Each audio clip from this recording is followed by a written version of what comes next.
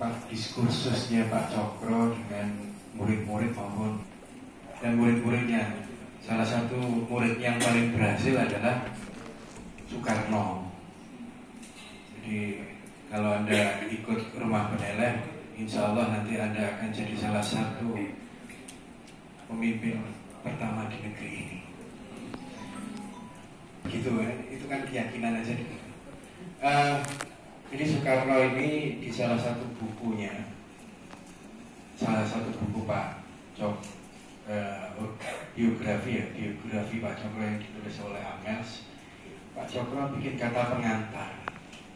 Kemudian salah satu kalimat yang penting adalah cerminku adalah Cokro Aminoto. Jadi sebenarnya Pak Karno itu mau bilang bahwa kalau Anda melihat bagaimana aku atau Soekarno itu bicara menggelegar gitu, sebenarnya ya itulah Cokro Aminoto. Kalau Anda lihat Indonesia dalam konstruksi ketatanegaraan yang dibayangkan oleh Soekarno tanggal 1 Juni, ya itulah Cokro Aminoto. Ada salah satu buku dari pengurus SI waktu itu menulis tentang konfigurasi berpikir Pancasila masing-masing sila, terutama yang dipikirkan oleh Pak Karno, disandingkan dengan struktur berpikir Pak Cokro. Jadi 5 sila itu ya nyambung ke cara berpikir sila-sila dari cara berpikirnya Cokro Aminoto. Sehingga wajar kalau kemudian Pak Karno bilang cermin itu adalah Cokro Aminoto. Nah, saya tidak tahu nanti kalau sudah tata negara kan urusannya Pak Mas Gatot ya. Tapi kalau kita merunut mulai dari sila pertama ketuhanan sampai keadilan sosial, itu sebenarnya adalah cara berpikir Pak Cokro. Mengapa kok Pak Cokro? Pertanyaan kan sekarang, mengapa kok Pak Cokro bisa punya cara berpikir yang seperti ini? Bagaimana, apa yang ada di ruang sosial, politik, ekonomi, kebudayaan di masa Pak Cokro, sehingga Pak Cokro itu bisa menggerakkan kekuatan umat yang belum pernah ada. Kalau sekarang NU adalah pusat organisasi kemasyarakatan yang besar.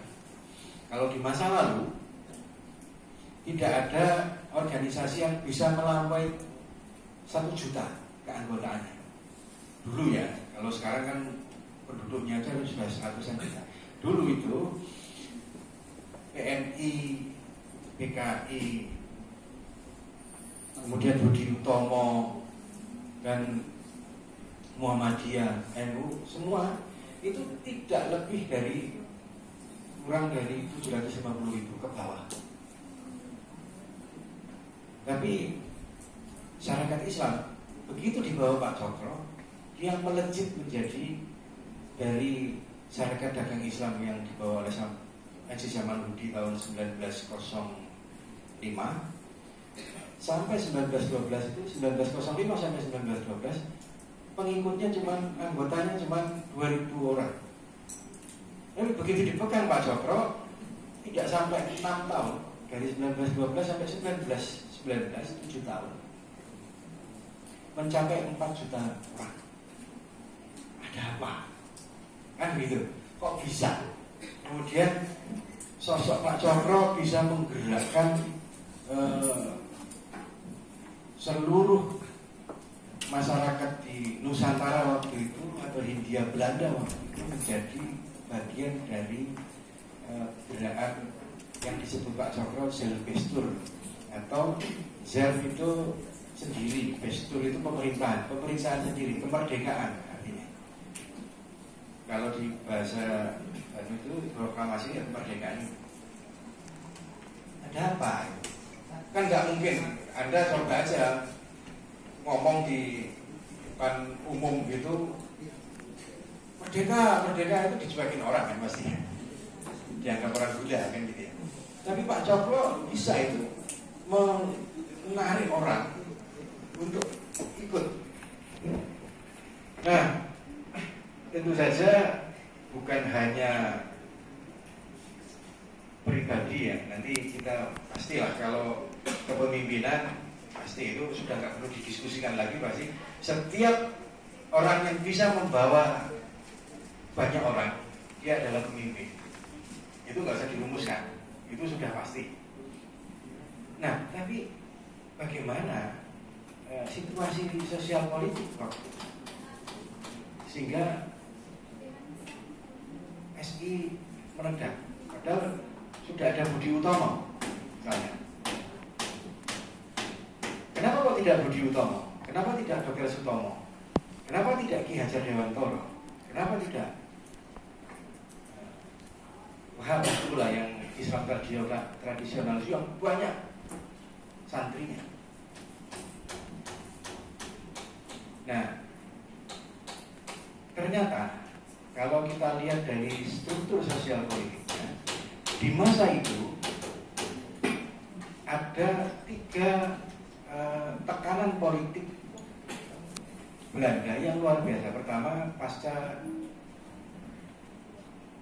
kalahnya Diponegoro 1825, 1830 Perang Jawa, muncullah yang namanya kultur Stelsel 1830 sampai 1911.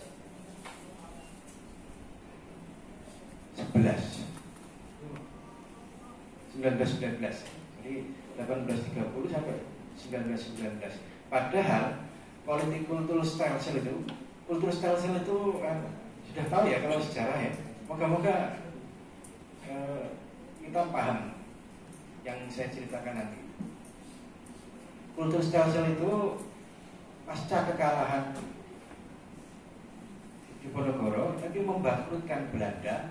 Nah, Belanda kemudian membuka politiknya melalui untuk meningkatkan keuangan dan ekonominya. Gimana caranya ya? Seluruh orang Indonesia suruh bekerja, suruh bertani, pokoknya diambil kekayaan alamnya. Kemudian melemahkan masyarakat di Hindia Belanda waktu itu. Muncullah namanya Wong Kromo. Wong Kromo itu orang biasa yang sudah tidak bisa mikir lagi karena setiap hari disuruh bekerja, kemudian suruh panenannya serahkan 70% sampai 80% ke pemerintah Belanda. Yang bagian ngambilin siapa? Yang bagian ngambilin adalah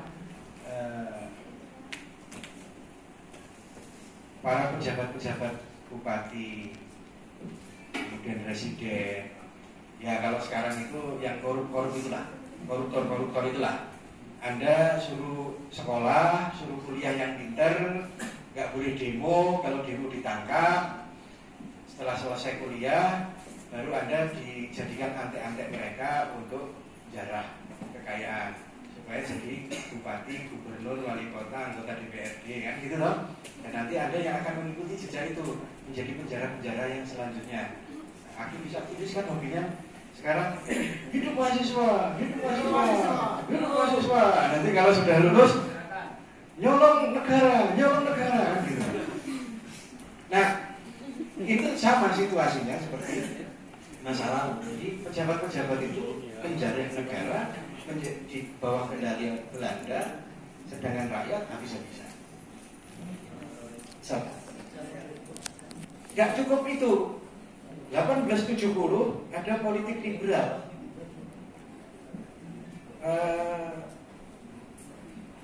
Belanda membuka investasi besar-besaran. Amerika, Prancis, Belanda, perusahaan-perusahaan multinasional mulai masuk ke Indonesia. Muncullah makanya perusahaan-perusahaan tebu, perusahaan minyak dan lain-lain itu masuk ke Indonesia lewat investasi pasar investasi liberalisasi ekonomi lah. Yang kedua, sehingga apa? Habis-habisan 1870. Padahal harusnya 1870 itu politik kultur stelsel itu harus di stop. Tapi ternyata lanjut sampai 1919. 1901 di situ nggak ada ya. Coba. Terus. Supaya agak mudah melihatnya. Nah ini ada politik kultur stelsel, ada politik liberal, dan ada politik etis. Di masa itu ada, kalau kita tarik garis, ada waktu mulai titik haus itu 1901 sampai 1919. Nah di situ Pak Cokro hadir. Sama kalau saya tulis di buku 2024 itu, Eropa jatuh gara-gara PES tahun 1346. Tapi itu menjadi pemicu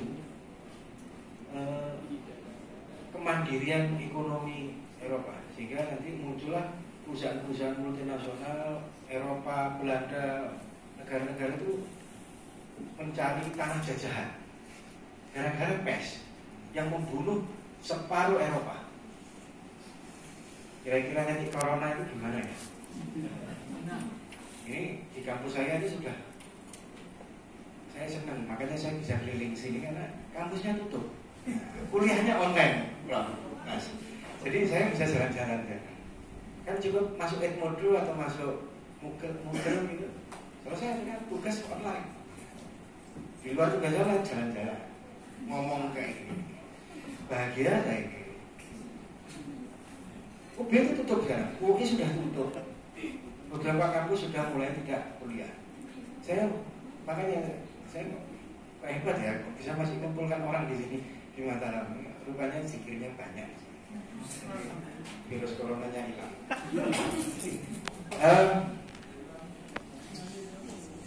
Anda tahu tahun 1815 Gunung Tambora meledak, meletus. Gunung Tambora meletus di sini, yang hancur Belanda. Seluruh Eropa itu tertutup salju, panen gagal. Maka mereka kemudian marahnya ke Jawa, sehingga muncullah Perang Diponegoro dan lain-lain. Ada perubahan-perubahan yang dasar. Saya tidak cerita nanti kalau urusan teori konspirasi, urusan yang lain ini. Tapi saya hanya mencontohkan ada situasi di mana pasti di situ akan muncul tokoh-tokoh baru yang tidak terkonstruksi oleh politik dan ekonomi.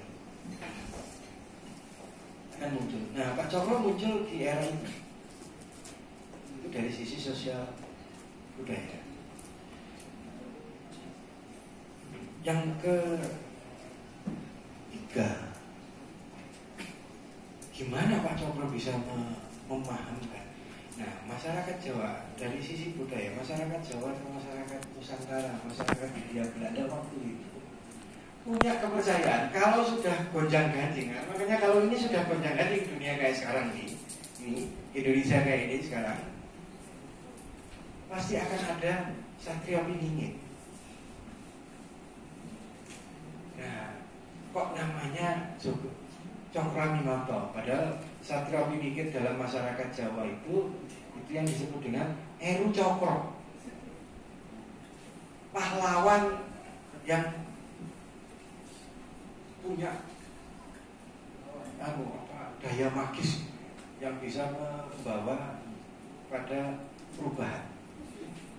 Nah, yang dilihat Pak Cokro, ketika Pak Cokro kemana-mana, jadi ngomong tentang ini kita harus mulai merdeka, kita harus merdeka. Maka muncullah 1919 itu Pak Cokro sebagai ketua FI yang bisa merekrut sampai 4 juta. Catatan Belanda bisa jadi berbeda catatan SI. Ya nanti pasca meninggalnya Pak Cokro hancurlah SI. Nah ini yang nanti jadi pertanyaan. Tapi nanti kita diskusikan. Nah 1919 ketika Pak Cokro makin berbesar itu dimulai dari mana? Dimulai dari 1916. 1916 ada apa? 1916 Yai Wahab Hasbullah, Yai Ahmad Dahlan, Pak Cokro kumpul di Bandung dan mengumpulkan seluruh perwakilan-perwakilan syarikat Islam di seluruh Indonesia, bikin yang namanya CSI, Sentral Syarikat Islam, Kongres Syarikat Islam yang pertama nasional, ya, Nasional Syarikat Islam Kongres, NATIKO, Nasional Kongres. Nah di situ Pak Cokro bilang self-based, pemerintahan sendiri. Di satu sisi murid-muridnya ada yang namanya Semaun, orangnya pintar, umurnya masih 20-an, seumur Anda, 15 tahun kalau enggak 16 tahun. Bayangkan orang dulu itu umur-umur segitu itu sudah mikirkan negara. Anda umur-umur 20 mikirkan skripsi saja nggak bisa. Orang dulu itu umur 15, umur 20 mikir negara.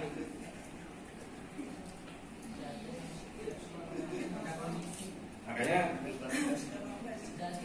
kita harus sudah mulai berpikir, nggak bisa loh negeri ini dibiarkan. Nggak bisa loh Anda hanya demo-demo yang parsial. Harus mulai melihat negeri ini mau dihancurkan oleh anaknya sendiri atau dihancurkan dari luar. Nah dari situ 1916 terjadilah pertarungan. Ini Zelbesturnya mau ke apa? Yang langsung melawan pemerintah atau Zelbestur yang akomodatif? Karena ada sinyal begitu 1917, 1918, nah mulai Pak Cokro dikejar-kejar, kemudian masuk penjara. 1920, 1921 keluar dari penjara, beliau kemudian menyatakan hijrah. Hijrah itu sudah harus berpikir tidak lagi bisa politik akomodatif, kita harus hijrah. Ya udah, bikin partai aja sekalian, maka muncullah yang namanya PSBS. Tapi ternyata biasanya organisasi besar, makanya siap-siap aja, setiap organisasi besar akan disusupi kepentingan-kepentingan tertentu. Makanya di SIU disusupi habis-habisan. Bagaimana dipecah belah, muncullah SI merah. Jadi sehingga Pak Cokro sedih tahun 1928 Pak Cokro menulis yang disebut dengan memeriksa kebenaran itu. Saya tidak tahu buku ini kelihatannya tidak pernah dibaca oleh banyak orang SI. Orang SI biasanya bacanya Islam dan sosialisme.